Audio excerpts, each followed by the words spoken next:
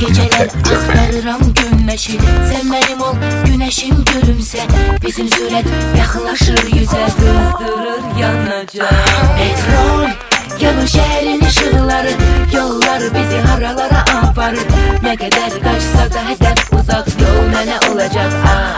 Petrol müherrikime güç ver, benim ülkemin artı süreti.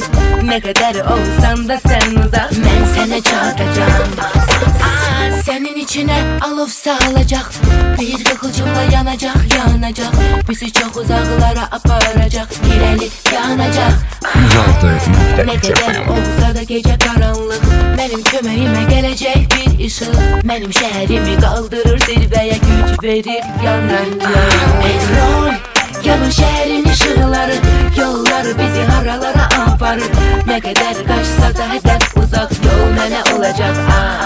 Petrol müherrikime güç ver, benim ülkemin artı süreti.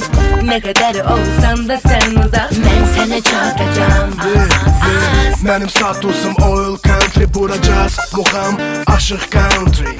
Kızılım qara, dolu pul para, kömək olur yanacaq düşəndə dara.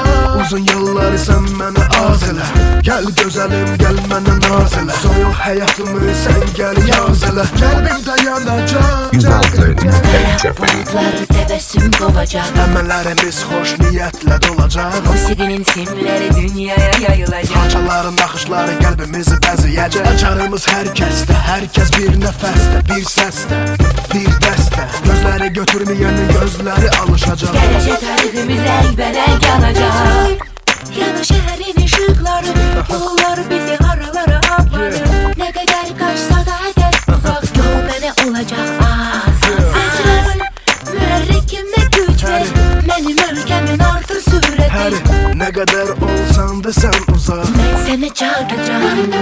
Petrol yanı şehrin ışıkları, yollar bizi haralara aparır. Ne kadar kaçsa da hedef uzak, yol mene olacak.